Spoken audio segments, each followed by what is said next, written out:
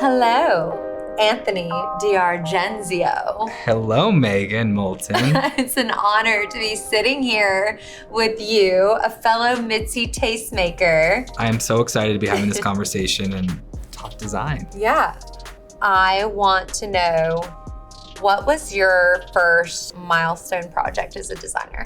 I went to school and I have a business degree. I never went to art school. I've always loved creativity, but there's a balance. But my first kind of, claim to fame and like being an interior designer or doing design would probably be the renovation of my East Village apartment. It was 400 square feet. Oh my God. Tiny little co-op. Wow. That I bought from this Puerto Rican grandma woman. And it was super over the top. Like the befores were insane. I don't know how she fit so much furniture in one small space. But I stripped it back and did a pretty small space saving solution type of renovation, but very DIY. Yeah. And it kind of had this nautical reclaimed, this was 2012 when that was in style. Sure. And fast forward a couple of years later, I did my renovation of my first This Old Hudson property. Uh-huh. And it was kind of like an extension of my brand. Yeah. And kind of put me on a map in a different way versus your home, but more on a extension of what you're doing. Was This Old Hudson project, was that a client project or was that also your personal? So it was actually a 2-family property that was more of a business, started as a business opportunity where I would Airbnb it and then also use it as a backdrop for my clients at the time to use as a location rental, and then my fan base to use as an Airbnb.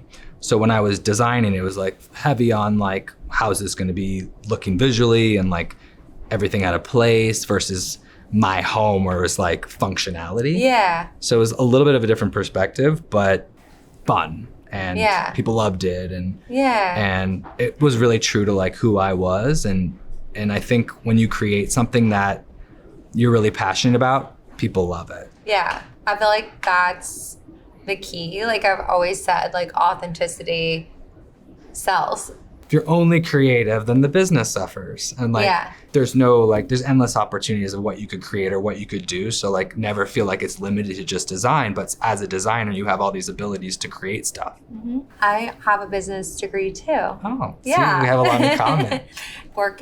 I worked in medical sales for 12 years. I'm so grateful for that time. Exactly. Because I always tell designers this when they come to interview with us, being a designer, you are a salesperson. Yeah. You're a business person first and foremost. Yeah. And I think a lot of people don't realize that 90% of what you do is the business side, and then 10 to 20% is the fun, creative stuff, which we actually love and thrive in. So you have to be prepared for that and built for that, because it's just real.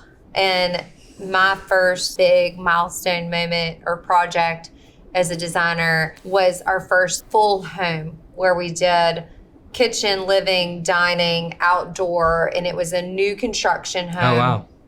In Charleston, right on the water, the most low country style home with all the white shiplap and the old beams running along the ceiling, the big doors that opened up to go out to the pool and the porch. And, it really just totally embodied that coastal style that we became so known for. And, it had the beaded chandeliers and it had, a lot of that woven rattan textures and a lot of indoor, outdoor performance fabrics and rugs. And so that project really put us on the map in Charleston as a designer to come to if that's the look that you want. Yeah. And I always say right place, right time, right service, because we did that project and then people started moving to Charleston and droves wanting that all white coastal living house, and we kind of became your go-to designer to create that. So I'm so thankful for that project, and it'll be almost 5 years ago, and I literally was just saying, like, she's probably about to come back to me and say, like, okay, I'm ready for a refresh. Like, I'm ready for something new, because I feel like after 5 years in a home, you're ready for that refresh. But I'm really thankful that I had that background in sales, so that I am able to sell my services and our products to our customers. Well, it's an easy sell because you're selling yourself. Exactly. You're selling your brand and your passion. Exactly. Yeah. And now, like, my own creations, like my lights. Can you tell me a little bit more about what inspired the line in a whole, and like your design work around that? Yeah. I mean, I knew when I was working on the line that I really wanted to focus on those materials that I know my design clients and shop customers like really gravitate to and love when they think about modern coastal design. And one is white. You know, I knew that the colors needed to be white. There is a little bit of blue in there too, because if there is one color we use the most, it's probably blue, if not white. But then white with like the texture. So like the ruffled collection, that was inspired by this bowl that we sell. That's like this white wavy ceramic bowl, and it's one of our top sellers. And then the capiche shells, I knew I wanted to do shells, but like in a more modern way. And then the Mimi light fixture was inspired by my grandmother. She is really like the showstopper of the family. Like, she's always been the one that just like sparkles and shines, like literally from her personality to the clothes she wears. And so I knew that that fixture was really going to represent her. I knew I wanted to do the glass balls, and I thought originally they were going to be clear, but then it came back from the factory, the champagne color. And as soon as we all saw it, we were like, oh my God, like this is amazing. We didn't plan on that, but it was just like this happy accident that, you know, just felt very right. And I feel like that's how things happen in our world. What about you? Like, what would you say like served as the biggest inspiration behind some of your pieces? It's like, I would say I was really inspired by history, really, and like different eras of history. So Art Nouveau shapes, like the Havana, named after my daughter. It's very much about like lines and interesting curvature. And really it was all about the details in my line of like trying to make something classic new. And like fresh. Or the mixing of materials. So like in my line, we mixed the whites with like brass and like trying to make something feel fresh. And like the more you look at it, you're like, oh, like there's beveled glass that's like milky. And that was like inspired by like France and like French farmhouse, but in a contemporary way. I love it. And your products, like with that being the inspiration, have translated into modern coastal new construction homes, like that I'm using some of your lamps in my projects because they're so relatable in that style too. Like that champagne colored glass, I think can be very representative of a coastal style, or the white portable lamp. We're always looking for good size white portable lamps in bedrooms. So, you know, it's just fun to like know that inspiration, but then it can also be used in like so many different styles. I think the design has no boundaries or limits. So it's like you create your backdrop and then the lighting is like that last thing that like adds this special touch. Every single project that I visit, I say to the builder, first thing on the electrical walkthrough, like install dimmers on every single overhead light. And they're always like, every single overhead light? I'm like, yes. Very important. Like, key. Especially in the bathrooms. Yes. And because like you walk into that home at nighttime and you dim those lights down, the mood completely changes. Like, it's like walking into a 5-star hotel. You know, you feel welcomed, you feel comforted, you feel like I want to sit down and have a glass of wine in here. Like, it's so beautiful. So lighting, you know, plays that role and sets that mood in our design project. So it's beyond just the fixture itself. It's the dimmer and it's the bulb. So I'm really big on Kelvins and making sure our lights have 2700 kelvins or like a soft white. I was going to ask you what your number was. Yeah, that's that. My number. Yeah. That's my number. Okay, 2,700. I like just a nice, like warm, almost like a candlelit glow. Okay. When you walk into a house, and everyone's different. So I feel like that's where you can really lean on your designer for their look, you know? Yeah. What's your number? I honestly think maybe, like I'm between a white light and a warm light. I want it to be not too moody, but moody. Yeah. Yeah.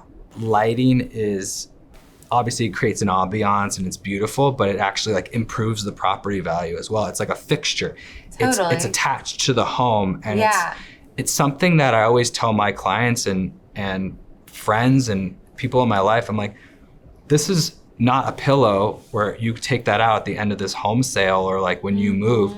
The lighting stays attached to the home for a long time. And that's why like in the new construction world, like the hard finishes world, selecting not only the paint colors, but the lighting, you know, it all goes hand in hand. The lighting plays off even the plumbing fixtures. You know, it's like if we're using a brass light fixture, we have to think about that same brass plumbing fixture in the powder bath. And are those brasses going to work together, or are they going to look off next to each other? Like, do you mix metals? I mix metals all the time. You do? I know that's like a huge hot topic, like mixing metals. I just did a kitchen actually where the pendants had brass. The cabinets had black. Hardware. And the plumbing fixture was polished chrome. And then the appliances were stainless steel. Oh, wow. So we did all three metals. Yeah. We just renovated this antique or vintage log cabin in upstate New York. And it's a log cabin, so there's no drywall. There's nothing could be hidden.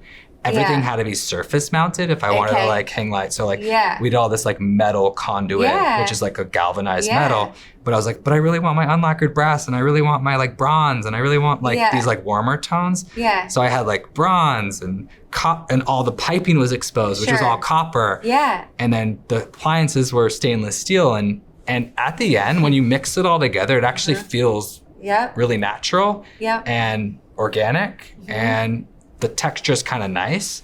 When you go like all brass, it kind of feels a little artificial or like lacks a little character or soul. I agree. Like it feels more collected when you mix the metals. And then also I feel like an important piece of that is like your styling around it. So when we do the styling, you know, on the table, let's just say under the light fixture, we may mix in some black, we may mix in some brass, like to pull all those different metal colors to like together. Add cohesiveness. So you want to be there like start to finish. And that's just where I think our roles are so crucial, just to pull it all together. I don't have the patience to get all the way to that finished like pillow level. I'm like, I'll stop at the lighting. I have clients all the time that say like, we don't need the accessories package. Like we're good. We have a lot of stuff. We don't need any more tchotchkes. I'm like, no. Like you have to. This is not optional. No. This is like non-optional. Like you have to do the accessories. Well, I would love for you to come to my home and help me with some accessorizing, because like I get to that like point of like a big renovation or like putting in all the lighting. I'm just like tired. A lot of designers, I feel like, do that. Like they have stylists that come in after they're finished with their role and do like all the accessories and the styling. I mean, it is a huge undertaking. Like it's a whole job. It's a whole job in itself. It's a whole deal in itself. And we built our whole shop based on like all these accessories that we have and use for styling. So someone who doesn't live in Charleston can see that styling accessories and say like, I want to recreate that on my coffee table, and then we can ship it to them. And like, especially with your collection, like some of the plugins and like things like that. The lamps. Like definitely the lamps, like portables are easy to ship, you know? So, and that's something that I think I always say is so wonderful about like the Mitzi collection in general. It's just like a way to get designer lighting in your home at such a nice price point. So when you want that little refresh, I feel like portables is like the easiest way to do that and the quickest way, because they're easy to ship and they show up fast. And you don't need an electrician. Exactly. Well, I learned so much about you today. I had so much fun chatting. I mean, I've just loved meeting you and having this conversation, and I gravitate towards people that have passion and love what they do, and I could see that in you. Well, this was so fun. Yeah, so fun. Thank you, Give me Anthony.